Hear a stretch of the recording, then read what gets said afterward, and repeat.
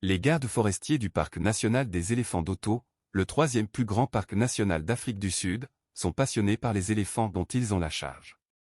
Ainsi, lorsqu'ils trouvent des bébés éléphants en difficulté, ils vont au-delà de leurs fonctions pour leur venir en aide.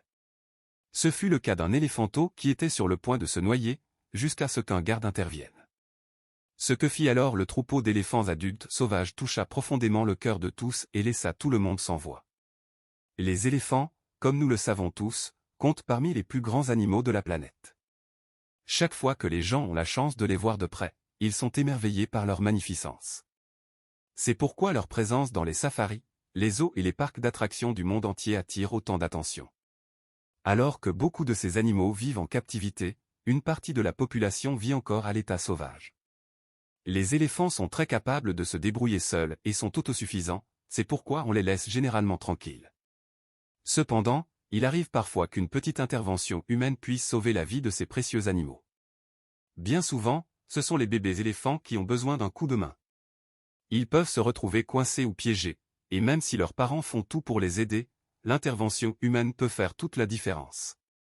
L'une des choses les plus merveilleuses chez les éléphants est le lien très fort qu'ils partagent avec leur famille.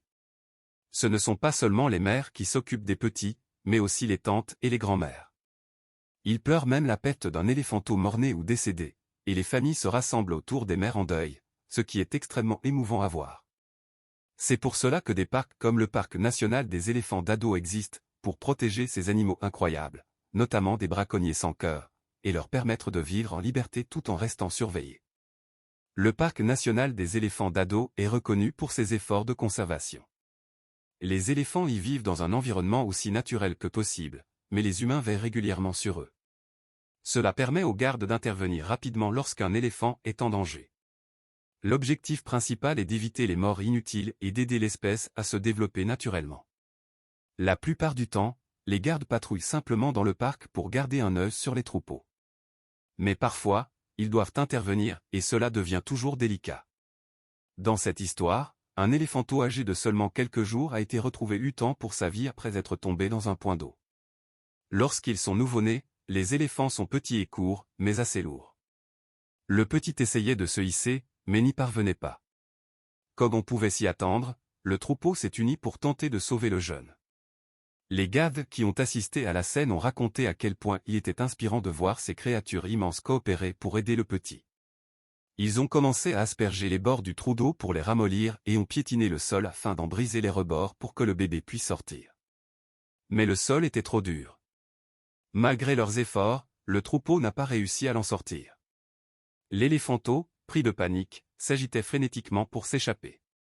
Les gardes savaient qu'ils devaient intervenir, mais le troupeau rendait les choses difficiles, les adultes formaient instinctivement un cercle de protection autour du petit pour le défendre de tout danger. Pour rester aussi discret que possible, l'un des gardes utilisa une pelleteuse afin de creuser un passage pour l'éléphanteau, reprenant ainsi l'idée du troupeau mais avec plus de puissance. Ils ont approché la machine du trou d'eau et ont commencé à creuser dans la paroi boueuse. Malheureusement, les éléphants adultes perçurent cette machine bruyante comme une menace. Naturellement, les éléphants s'étaient tous rassemblés autour du petit, formant un cercle de protection. Mais au lieu de l'aider, leur mouvement bien intentionné le poussait encore plus loin dans l'eau profonde. Le bébé éléphant, déjà affaibli et épuisé par ses tentatives désespérées de sortir du barrage, commençait à perdre ses forces. Sa petite trompe jaillissait hors de l'eau, cherchant désespérément de l'air. En voyant cela, les gardes forestiers comprirent qu'ils devaient agir vite. Ils avaient déjà vu des éléphants s'entraider, mais cette fois, la panique prenait le dessus sur l'instinct du troupeau. Réalisant que les efforts de la famille aggravaient la situation, les rangers décidèrent de mettre en place un nouveau plan, un plan risqué qu'ils appelèrent le « plan B ». Le plan B consistait à utiliser leur véhicule pour éloigner les adultes, une tâche beaucoup plus dangereuse qu'elle n'en avait l'air. Les éléphants sont parmi les parents les plus protecteurs du règne animal, et séparer une mère de son petit peut s'avérer mortel pour quiconque s'y risque. Les rangers savaient que si le troupeau les percevait comme une menace, ils pourraient charger un seul éléphant, pesant plusieurs tonnes, pouvait écraser un véhicule en un instant. Pourtant, ils n'avaient pas le choix. La vie du petit s'échappait sous leurs yeux. Prenant une grande inspiration, ils mirent le contact, klaxonnèrent, et avancèrent lentement vers le troupeau, espérant les faire reculer sans provoquer de panique. Le plan fonctionna de justesse. Les éléphants, poussant des barrissements confus, reculèrent juste assez pour permettre aux Rangers d'agir. Deux d'entre eux positionnèrent leur véhicule entre le troupeau et le point d'eau, formant une barrière protectrice. Puis, sans hésiter, ils sautèrent hors des camions et coururent droit dans la boue. Les rugissements lointains des éléphants résonnaient derrière eux, et chaque seconde paraissait interminable. Si le troupeau décidait de revenir, ils n'auraient aucune chance. Mais les Rangers mirent leurs craintes de côté et se concentrèrent sur le petit, dont la tête émergeait à peine de l'eau. L'eau était glaciale et épaisse de boue, rendant chaque pas difficile. L'un des Rangers s'avança doucement, tendant la main pour attraper la trompe du bébé et le calmer. L'autre vint de derrière, essayant de le pousser depuis le fond. Même jeune, le petit pesait plusieurs centaines de kilos, et chaque mouvement demandait un effort colossal. Ensemble, ils tirèrent, poussèrent, et après plusieurs minutes de lutte, réussirent enfin à hisser le bébé hors du barrage. Mais le pauvre, désorienté et exténué, faillit retomber dans l'eau.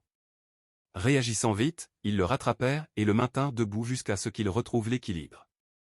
Ils le hissèrent ensuite à l'arrière de l'un de leurs véhicules, conscients qu'ils n'avaient que quelques minutes avant que le troupeau ne revienne.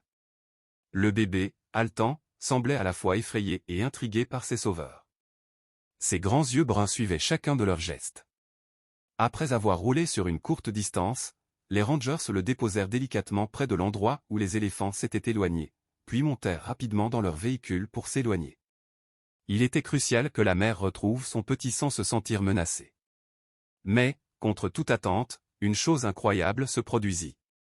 Au lieu de courir vers sa mère, le bébé éléphant se mit à suivre les Rangers. Il battait des oreilles et poussait de petits cris aigus, comme s'il voulait dire « Attendez-moi ». Les hommes ne purent s'empêcher de rire, même si la situation restait dangereuse. Le petit s'était attaché à eux, les prenant pour sa nouvelle famille. C'était à la fois attendrissant et risqué, si le troupeau voyait le bébé courir après des humains, il pourrait penser qu'il était en danger et chargé. L'un des Rangers descendit du véhicule, se plaça doucement devant lui et le guida vers sa mère. Dès que la mère aperçut son petit, elle poussa un profond barrissement, un appel vibrant à travers toute la plaine. Le bébé s'arrêta un instant, puis, les oreilles battant de joie, il se précipita vers elle. La scène qui suivit était bouleversante, la mère entoura son petit de sa trompe, le serrant contre elle avec une tendresse émouvante.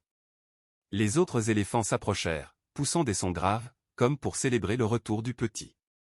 Les Rangers, restés à distance, observaient la scène, le cœur serré d'émotion.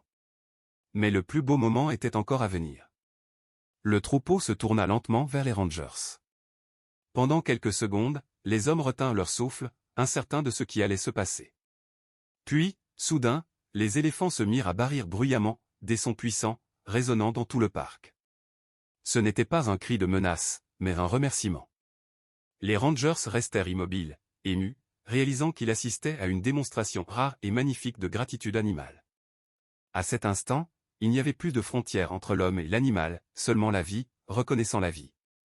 Les Rangers sourirent, levèrent la main en signe de revoir et s'éloignèrent lentement, laissant derrière eux la famille réunie. Le soleil se couchait sur le parc national des éléphants d'Ado, enveloppant la savane d'une lumière dorée.